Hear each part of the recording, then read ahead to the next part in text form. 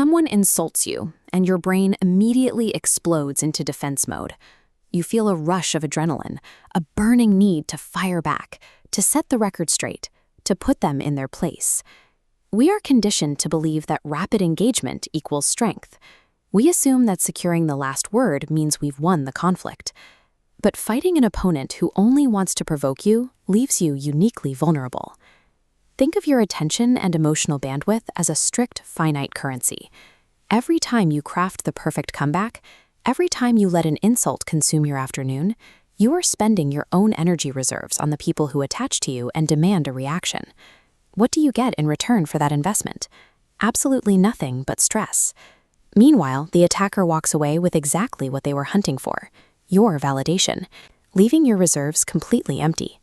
500 years ago, Niccolò Machiavelli observed the mechanics of true authority. He noticed a clear pattern among those who survived. Genuine power is rarely loud. It is highly selective, quiet, and ruthlessly indifferent. The absolute most effective way to dominate a confrontation is to completely refuse to step onto the battlefield in the first place. True social control doesn't come from learning how to strike back. You gain it by mastering the active, deliberate science of doing absolutely nothing. Human beings possess a biological need for social closure. When we interact with someone, our brains demand to understand cause and effect. We expect a predictable reaction to a specific action. When an aggressor goes on the attack, they operate on that exact expectation. They throw an insult, and they wait for your defense. That defensive reaction confirms that their words carry weight and that they exist on your radar. When you respond with a total vacuum of silence, that mental equation breaks. You give them absolutely zero input to process. Without that closure, their brain short-circuits. There is no explanation, no clear reason for your indifference. That void breeds paranoia, causing the aggressor to obsessively overthink the interaction, burning their own mental energy while you remain completely unbothered. By staying silent, you also strip them of actionable information. Every word you offer in a defense is a weakness they can exploit. When you offer nothing, they have no emotions or statements to twist against you. Silence is the most aggressive move you can make. It actively denies your opponent the single resource they need to survive the conflict, your validation. To apply this, you must categorize the specific threats that require erasure from your reality.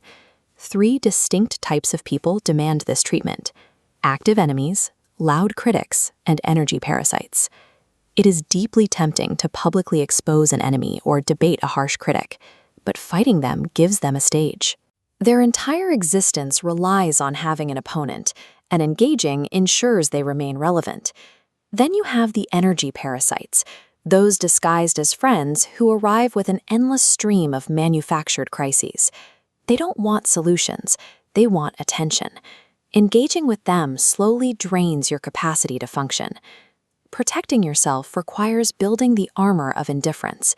You construct this by mapping your own emotional triggers, the specific accusations that make you angry or defensive, and actively deciding to disable them. This armor doesn't require you to isolate yourself. You stay physically present in the world. You show up, but you remain entirely emotionally unavailable to the chaos those toxic influences try to create. Looking at this early manuscript of Machiavelli's writing, the rigid, highly structured decorative border serves as a visual metaphor for the discipline required here.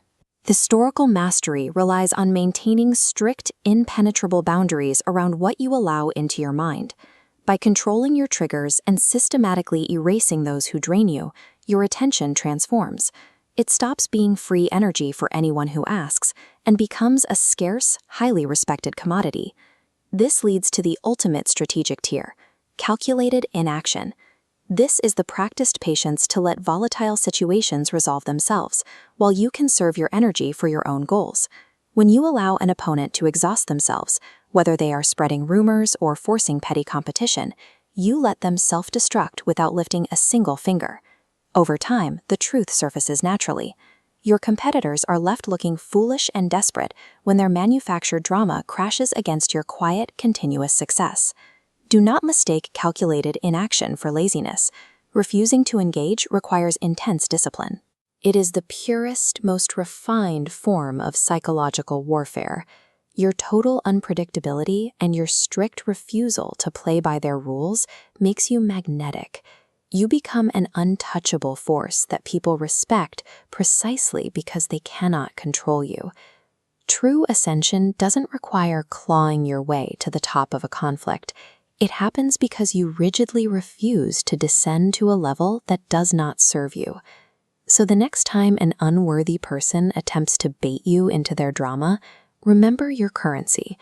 Guard your attention, embrace the void,